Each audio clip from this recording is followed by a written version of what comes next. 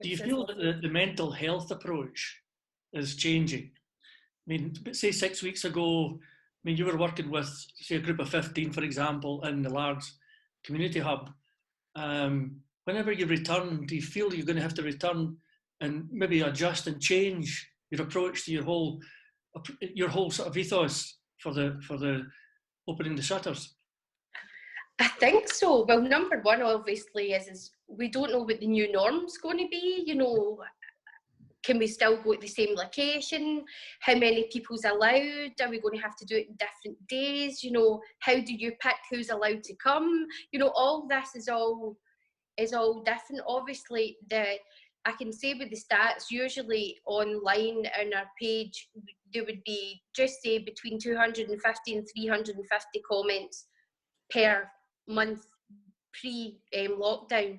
Last month there was over 900 conversations on that page. Wow. There was, you know what I mean? So you can see the difference. You can see it's getting used more and things like that. So it's obviously, I mean, it's getting used, great. There's things, as we touched on it last night, you know, there's things that we're putting on. Like there's, as I said before, there's a guy he's got a fish tank and he breeds fish and he does lives. You know, we spoke about the cars that we had when we were younger, the groovy haircuts in the 80s. We've had quiz nights, film nights, oh God, bake-offs, you know, you name it. You know, there's things being going on, but there's also that support when somebody says, do you know what, I'm not okay. There's also been a lot of sharing on that page, you know, things that have never come out before, and the support is there because for whatever reason maybe they feel a bit closer online now, and they're able to share and have the support there of things that have went on in their life. So I'm really intrigued to find out, you know, people's opinions on where mental health. I mean, mental health 6 weeks ago, I think it's going to change 3-4 months down the line. I mean, what is it going to look like? I mean, what's the approach going to be? How are we going to adjust? How are we as people dealing with people going to help, you know, this new normal, this new way of thinking? For a while now, supporting somebody who suffered extreme anxiety, got to a place where they were more than willing to engage with people and go in and out of different scenarios and situations. Lockdown happened and that brought about anxiety, because they weren't able to put into place what they had worked towards. And that caused, and then that caused a perpetuation of that feeling of isolation, of anxiety, not quite depression, but very low mood, because, well, what's the point in me working towards all of this if I can't actually put it into place? You're telling me I have to stay in my house and I don't stay, so what's the point? And all I can do is either on a phone or by message or FaceTime. And that's not fair. That's not, now that they've become acclimatized to this, we're then going to have to go through this whole hoop all over again whenever lockdown is lifted. So where we end up is not going to be the same place as where we started. And it better not be, because we don't want to go back to where we started. Let's learn from where we were, what journey we've gone through, and then see where we go. So I think mental health is in peaks and troughs, like it is with all of us. I think we all have a mental well-being that needs to be nourished and looked after and cared for. Some folk will require greater support than others, and it's about making sure that the people have the support that they need in coming out, because that person that I have in my mind, or the two people I have in my mind, are in different points than where they were before and where they're going after. So in that respect, it's impossible. It's the same as what we were talking about, the bereavement stuff. We need to be responsive. I think trauma. I think you're trying to say something, Kathleen, there. Are you back again with your audio? Yeah, it was just to say that I think as well we've got to remember there are a lot of people in the community who are on a mental health journey, as in or dementia or Alzheimer's, and they've come into this, and the families have come into this in the beginning of that journey. And as we've gone through lockdown, there's a huge, massive change for that individual, albeit that they're on the bottom rung of that ladder. And as life for them is continuing, and it's continuing for the family that's there to support them. Their external support hasn't been there at the beginning, and they're going to come out as a different person from the people who knew them before. And it's just to remember, we have to be there for that person in that journey and help them not try to remember, but openly, freely talk about all these things, so that there may be something that's been taken on board that helps them, because they might come out of this and somebody who they relied on isn't there anymore, and they're not going to understand it. They don't understand it in normal life and with lockdown, but during this process, it's only been the family that's been working with them. So there's a bigger thing for the dementias and the Alzheimer's groups to support these people, and it may be, as Douglas says, in a different format going forward. Michelle, I mean, you're going to be probably inundated when we all return. God.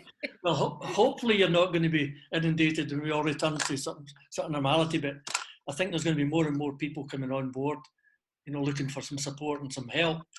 We've been in a kind of fortunate position through this, where there's been so many volunteers, thousands of volunteers, all of a sudden appeared and willing to give up their time and energy to support people. I think maybe there's an opportunity for people like us to sort of basically cash in on that and say, right, can we continue this once the virus lifts, and say, would you like to set up or support or be part of what I'm doing and keep this going and volunteer your time as removed? I was kind of hoping that I had kind of said, I think we'll all agree in this, before lockdown came in, I think some parts of the community was missing, you weren't maybe checking in your neighbours or your mum or whatever as often, but when this come on, when you can't, and when, it's been overwhelming, especially up in the North Coast, and I mean all across North Ayrshire, but just seeing these support groups, these lovely people, and things have changed. When could somebody else pick up somebody's prescription, that was for a support group? Yeah. That would never happen. Do you know what I mean? Yeah. All the trust, everything's changed, and it's just, even like the food bank, the food banks need great gratitude out there for the help that they're doing. Morrison's have supported the food banks, both down in North Ayrshire and up in Largs. They need to be appreciated for what they do. Are they going to continue after lockdown? I don't know. I actually can't believe the support that's out there in the community just now. I don't know how you are feeling, guys, but I definitely do. It's just so. Both Eddy and Michelle, you both mentioned the use of volunteers, and that's exactly how the living room exists. Yep. There isn't a council member. It's 40 odd volunteers that do that. With that comes a huge amount of responsibility for the three of us who are overseeing the project, strategically. And by that, I mean, we can ask for volunteers to come forward, but I have a reservation about the credibility of volunteers. Are they in the right place to be able to offer support to other people? And then on the other side of that is for our bereavement volunteers on a Thursday, I would always check in with them to make sure that they were okay, because you're helping other people, there's this assumption perhaps that you can't say, I need a bit of help. Whereas there's a responsibility for those who say, can we use your time, for us to be able to offer them a wee bit of something back as well. So it's just to say that, yeah, groups can only exist, I believe, with effective, well-trained volunteers.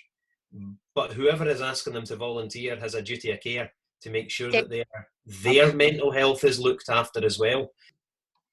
I was in full agreement with everything that's been said.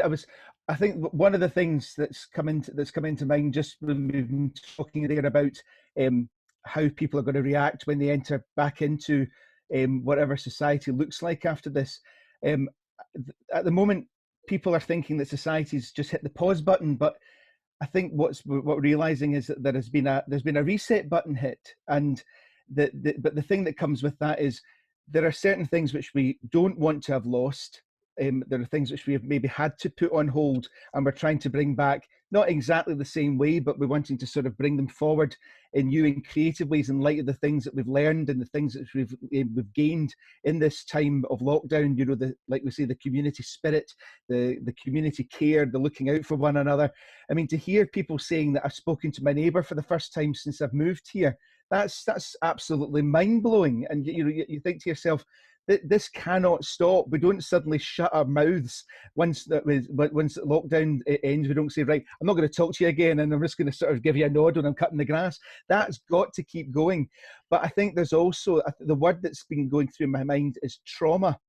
And I think that this will have been a really traumatic event for a lot of people, not just for those who have lost loved ones, but because of all the things that we've heard there from Kathleen, talking about people who are used to having a care network in place for other issues such as dementia or other medical conditions that are needing ongoing support, but also the trauma for those who are at the end of this are almost going to, there are people who are going to almost feel a grief because they're not active every day helping other people and supporting other people. That's become part of who they are.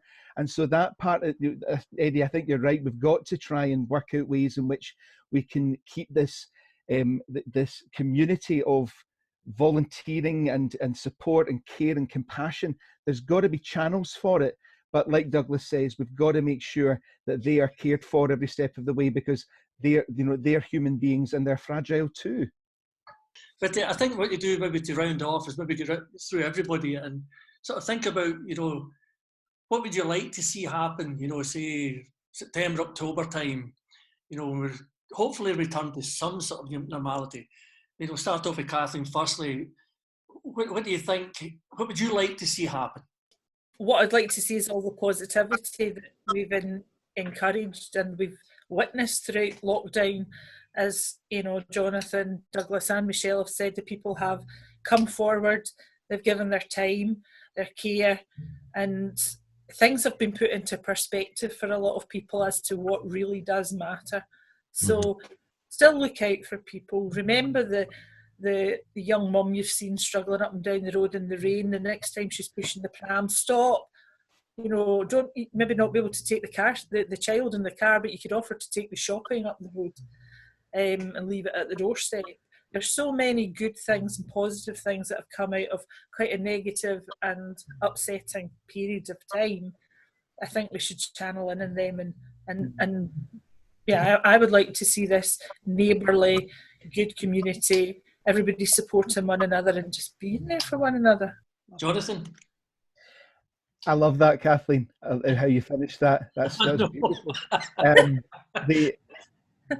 What she said. No, there's a word that we use a lot in church circles, and it's called praxis, and it's that reflective practice.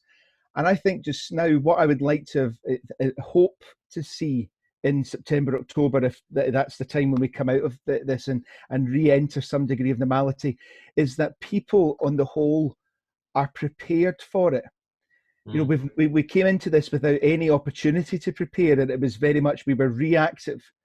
And I'd like to think that, like the conversations that we're having just now, people are taking these opportunities to think, how can we put all of these hopes and dreams into practice? But also, how are we going to be prepared for the issues that are going to happen and are going to be ongoing at this time? And not just in bereavement, but all the other issues, poverty, unemployment, and so on and so forth. And how are we going to be best placed to do it? I'd like to think that my hope for September, October is that we are in some way as organised and prepared as we can be, without it being too programmed, but just that we've got an element of, here's some things we can get started and start rebuilding this world. Douglas? And I would like people to be able to feel that they could say, I need the services that Kathleen and Jonathan have spoken about.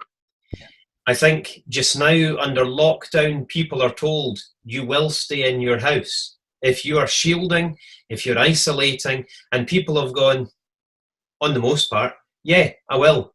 But I still need my messages brought in and I still need my prescriptions. And I'll ask, very few see it as a God-given right that their shopping is brought to their door and that their prescriptions are delivered. And I'm involved in both of those things in Largs just now. And the gratitude that people have, because it's not expected, but they still felt they could ask for it. So my hope for September is that if people need help, not with the practical stuff, but with the emotional and with the mental, that their well-being is still attended to. They wouldn't let their stomach get empty. They would always ask for food. So I want to see people's mind being nourished and cared for in September, because they felt empowered enough to say, I need help. I think somebody brought their dog in there. Out for a walk. I think the dog agrees. The dog agrees, that's good. Michelle, do you want to sort of round off? Yes, I do. I want to. Well, I'm going to be different. I agree with everything that's been said, but I just want to say, when it comes to bereavement, you know, any time, never mind lockdown, which is so hard, you know, is always remember the people. You will always have them in your heart. You will always have the memories in your mind. Put on that song, you know, think of that song, think of those laughs, think of those memories. You know, I remember my grandpa, who decided to have a shot on my skateboard when he was about 70. Didn't end great, we had a laugh, but that's what I'm saying, it makes you smile. So think of them, you know, think of the wee things, think of the wee signs that you see, the wee feathers that come down and whatever. Some folk will just say, all right, it's a bird, but if you believe it's a sign from above, then do you know what? You believe that. And if you're not okay, as we always say, it's okay not to be okay. Reach out, talk out, say their name. Do you know what I mean? So that's my thought on bereavement. That's how I cope, you know. And dance like nobody's watching. Put on your song, remember it, you know, and have that great memories and they great times. So I'm going to go and scour the YouTube now to see if there's some elderly guy in a skateboard that